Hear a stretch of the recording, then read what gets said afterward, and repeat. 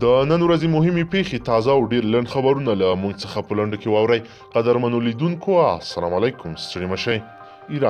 ایران د بهرنیو چارو وزیر جواد ظریف له دولتي ټلویزیون سره په خبرو کې ویلي د امریکا ولسمشر ډونالډ ټرمپ د ایران د سپاه پاسداران د انقلابي ځواک د قدس څانګې مشر تورن جنرال قاسم سلیماني په وژلو سره نړیوال قوانین تر پښو لاندې کړي دي او ایران به هیڅکله چوپ پاتې نشي او غچ به یې واخیستل شي.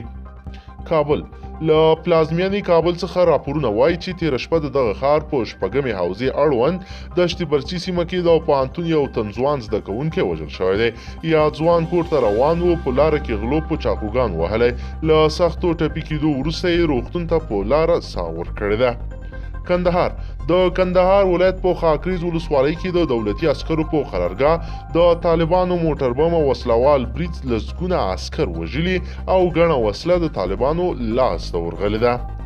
نورستان د مرکز اړوند د کانویټات په نوم د یوې سیمې اوسیدونکي وایي دغه سیمې ته د ولسوالۍ تشکیل ورکړل شي ځکه له مرکزه لرې پرته ده او ستونزې ډېرې دي. کانټیوا دره شاوخوا 15 لویه واړه کلي لري او له 12,000 کسانو یې د نفوسو شمیر اوړي.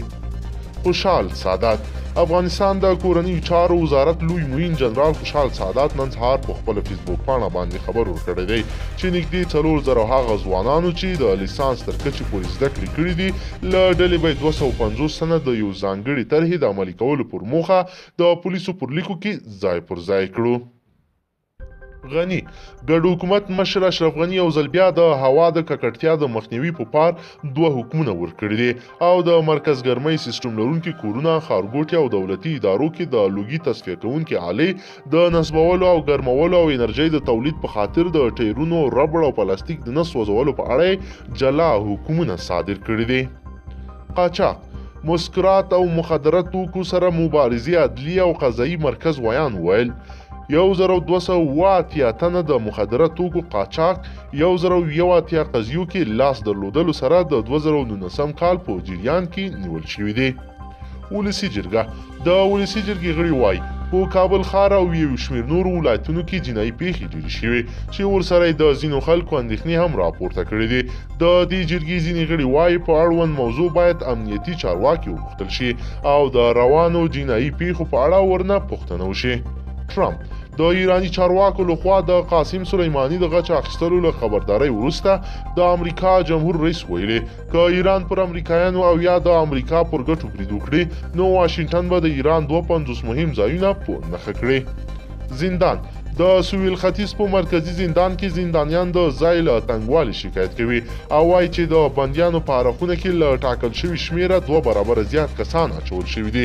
دوی په یاد زندان کې له شته ځینو نورو ستونزو هم شکایت کوي او وایي چې د روغتیا، خوړو او نورو برخو کې هم ستونزې لري. شکایاتو کمیسیون د افغانستان د ټاکنیزو شکایتونو کمیسیون وایي د نن ورځې تر پایه به د دغه هیواد په 6 ولایتونو کې د شکایتونو په اړه پریکړه وشي.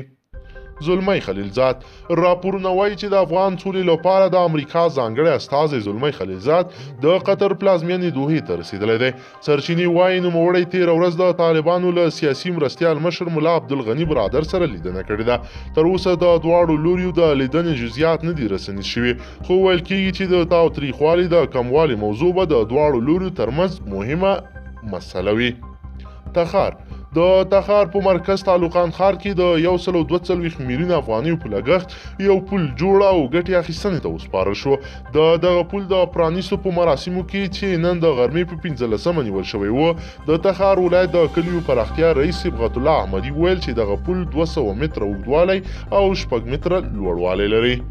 کینیا د کینیا هیواد چارواکي وایي د الشباب په نامه وسلوالو چې د القاعده ډلې یوې څانګه بلل کیږي د هیواد په لامو ښار کې د امریکایي او کینیایي ځواکونو پر ګډه پوځي اډه ډلهییز برید کړی دی.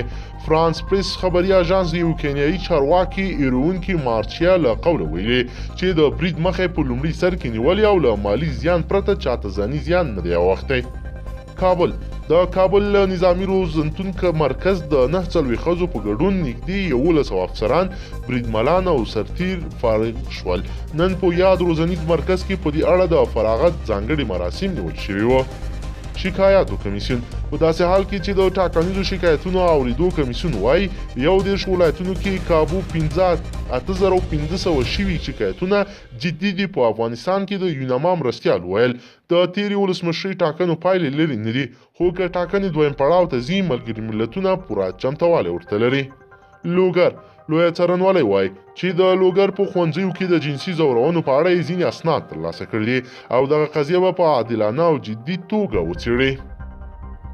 قدرمنو لیدونکو که چیرې غواړئ چې ورته او تازه او مهمو خبرونو څخه ځان ډېر ژر او په لنډو کې خبر کړئ، زموږ چینل د سره ضرور سبسکرایب کړئ او ویډیو د سره حتما لایک کړئ. مننه له توجه نه مو.